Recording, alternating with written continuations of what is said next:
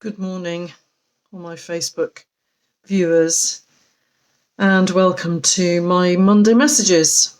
And for those of you maybe catching this for the first time, I'm Rebecca. I'm a homeopath, I'm a holistic health coach, and I am an all-round natural health advocate. So just pop in here on a Monday just to share any thoughts or practices or anything that might stimulate all of us to live our lives as best we can, to make as healthy choices as we can to support us in that. So today I wanted to talk about grief, actually, or loss. And it's a big subject, and there are many, many facets to it. It's a natural process, and it's one that may well have been triggered in you last week when our Queen died. Well, not our Queen, she's not Queen of everybody. She was Queen of the United Kingdom, Queen Elizabeth, and as an expat, if you like, living in Ireland, I still felt the effects of her death. And it became an invitation to me to really look at what that meant for me and all the different things that were coming up for me in recognizing the loss of her as a monarch, but also as a kind of constant, certainly in my life. I mean, 70 years she reigned. I'm not 70 yet. So she's been there all through my life and through many, many people's lives. And no matter what your politics, no matter what your values or your beliefs around monarchy or around her in particular, I would say that most of us are going to be affected or have been affected in some way. And I just wanted to touch on that today. And there are plenty of other people who have spoken very eloquently about this.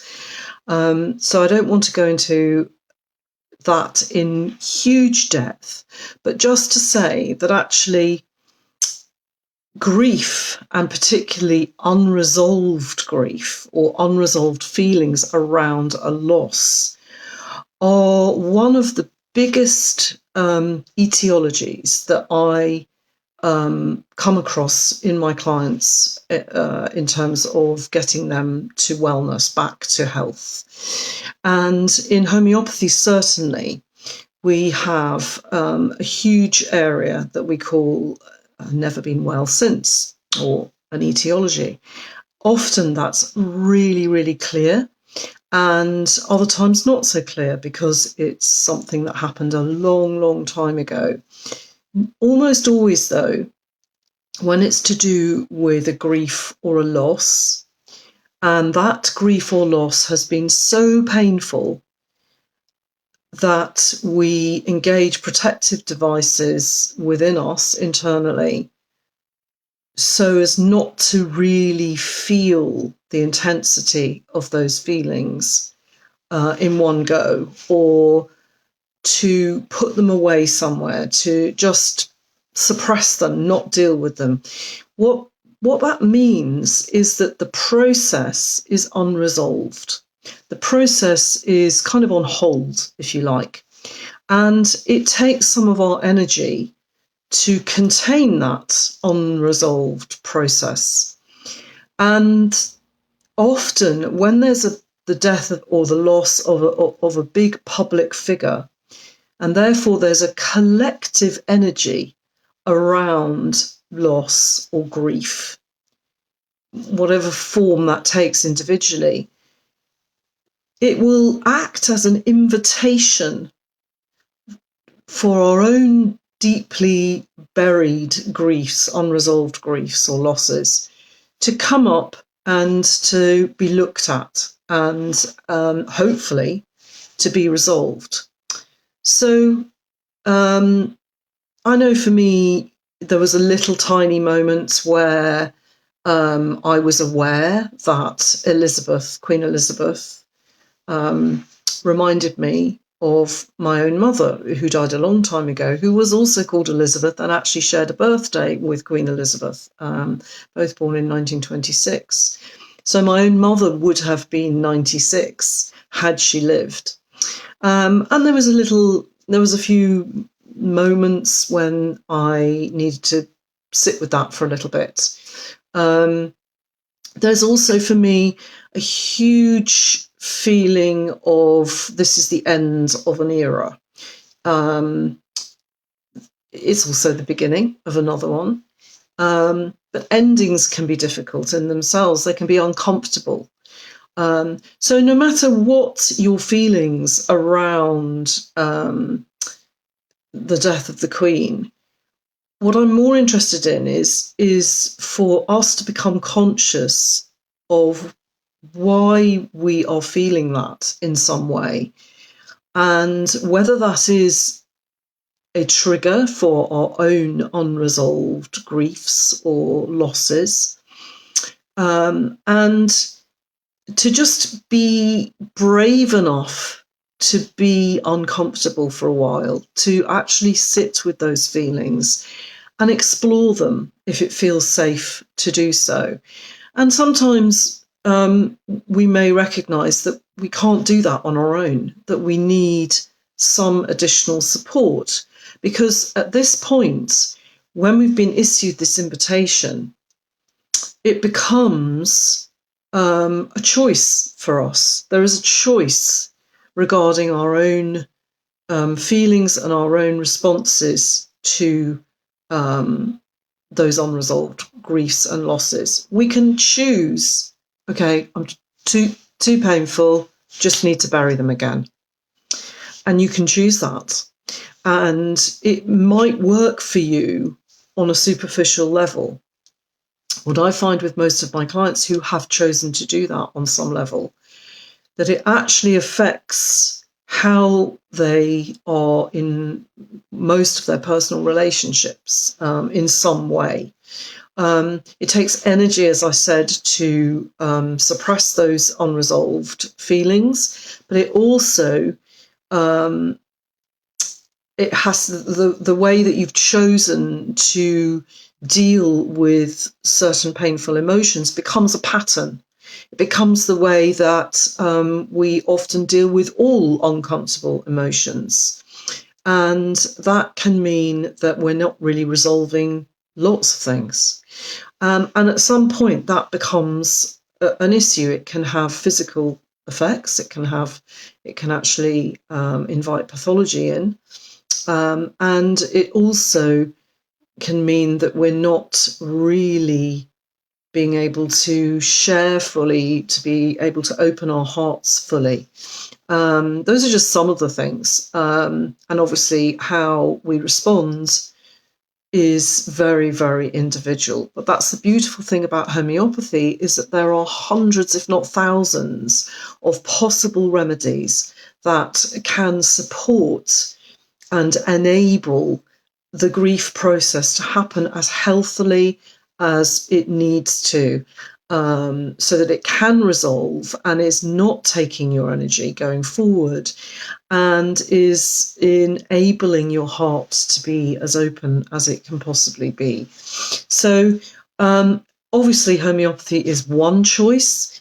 There are many, many excellent trained therapists out there who offer safe, confidential space to explore it verbally, if that's what is required, or to offer some kind of supportive body treatment, somatic experience, something like a remedy, a homeopathic remedy. These are all things that understand how we work and understand how we need to resolve processes. And then when we put them on hold, it takes our energy, and it can become an etiology or a never been well since for something else further down the line. So I hope that makes sense. I hope that maybe will encourage as many of you who need to explore your own current feelings and to make any links with any old similar feelings, and to maybe ask yourself, when in my life have I felt like this before? What could that be about? Is it something that I could explore deeper? And do I need help to do that? Need support or help? So that was my main message, really, was to recognize those feelings, to be as conscious of them as you can, and what's coming up for you that's been triggered by the death of a public figure, and the collective response to that.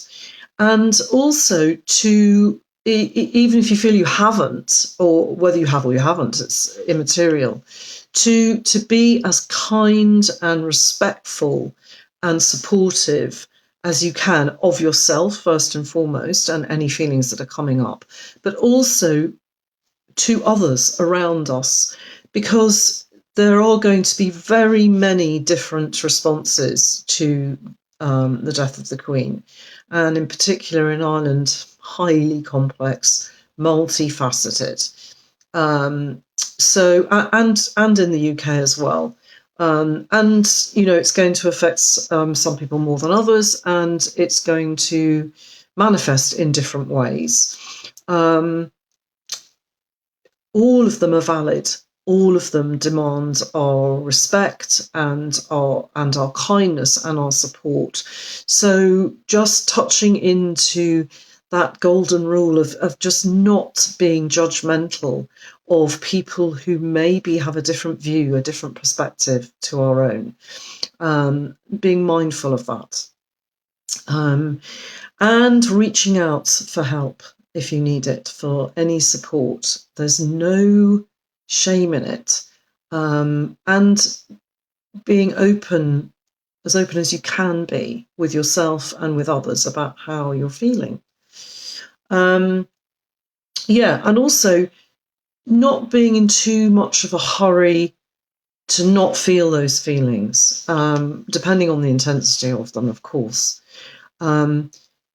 Because it's only when we suppress the grief process that we may get issues later on down the line. If we allow it, if we just have enough space and enough courage to allow it to unfold and to move through us or with us, then it will not remain for longer than it needs to.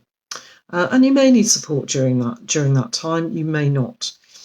But that's my message today, is to just be as aware as you possibly can of what this may have brought up for you. Explore those feelings, ask for help when you need it or support, and to be kind to anybody who may be feeling those feelings or other feelings as a result of it. So thank you so much for joining me. I can see there's a few that's have been watching. Thank you very much for that. And if you're watching on the replay, you're equally welcome, and do pop in any comments or experiences or anything that you want to share, and I will get back to you. Okay. Have a wonderful week and a reflective week, I think, this week, if that's appropriate for you. Okay, take care.